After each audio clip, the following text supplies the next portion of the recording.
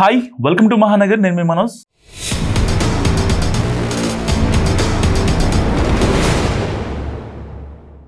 తెలంగాణ సీఎంని హుటాహుటిన ఢిల్లీ పిలిపించుకున్న ప్రధాని మోదీ ఏం చేశారు?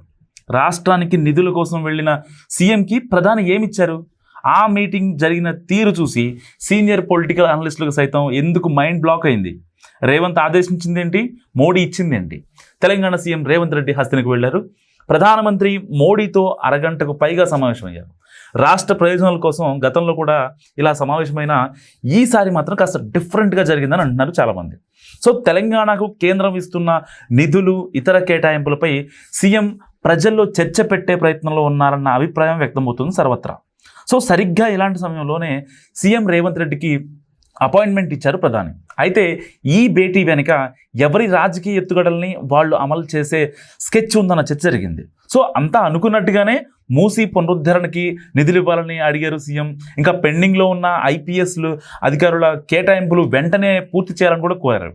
సో తెలంగాణ బడ్జెట్ సమావేశాలు త్వరలో జరగబోతున్నందున కేంద్రం నుండి మద్దతు కోరారు ఆయన. సో అయితే అదంతా వన్ సైడ్.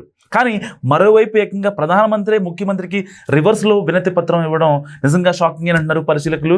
సో సాధారణంగా ఏ రాష్ట్ర ముఖ్యమంత్రి ఢిల్లీ వెళ్ళినా తమ రాష్ట్రానికి ఏం కావాలో చెబుతూ వినతి పత్రాలు ఇచ్చి వస్తుంటారు. కానీ ఫస్ట్ టైం ప్రధాని ఒక సీఎంకు రివర్స్లో వినతి పత్రం ఇవ్వడం చూసి సీనియర్ పొలిటికల్ అనలిస్టులు సైతం నివ్వెరపోయిన పరిస్థితి. 5-6 అంశాలకు సంబంధించిన వినతి పత్రం ఇచ్చారట మోడీ.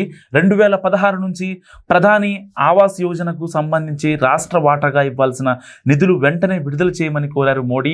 ప్రాజెక్టుల భూసేకరణలో పెండింగ్ నిధుల వివరాలు కూడా ఇచ్చారు ఆయన. భువనగిరి ఎయిమ్స్ ఆసుపత్రికి పెండింగ్లో ఉన్న 1300 కోట్ల రూపాయలకు సంబంధించిన వివరాలు కూడా ఇచ్చారట. రైల్వే ప్రాజెక్టుల భూసేకరణ, ఇతర పెండింగ్ అంశాలను రేవంత్ రెడ్డి దృష్టికి తీసుకొచ్చినట్లు తెలుస్తుంది. సో ఇలా పరస్పర వినతులతో అసలు ఏం జరుగుతుందన్నది చర్చ మొదలైంది పొలిటికల్ సర్కిల్స్లో. గతంలో బీఆర్ఎస్ హ్యామ్ నుంచి కేంద్రానికి చెల్లించకుండా పెండింగ్లో పెట్టిన బకాయిల వివరాలన్నింటినీ కూడా స్వయంగా ప్రధానమంత్రి సీఎం ముందు ఉంచడంతో ఇప్పుడు రేవంత్ రెడ్డి ఏం చేస్తారన్నది ఇప్పుడు ఆసక్తికరంగా మారింది. పెండింగ్ నిధుల ఎపిసోడ్లో ఎవరి ఎత్తుగడ వారిదన్నట్లుగా కనిపిస్తుండడం ఇప్పుడు పొలిటికల్గా రక్తి కడుతుంది. సో ఈ వీడియో గురించి మీరేమనుకుంటున్నారో కామెంట్ రూపంలో తెలియజేయండి. చూస్తూనే ఉండండి మహానగర్.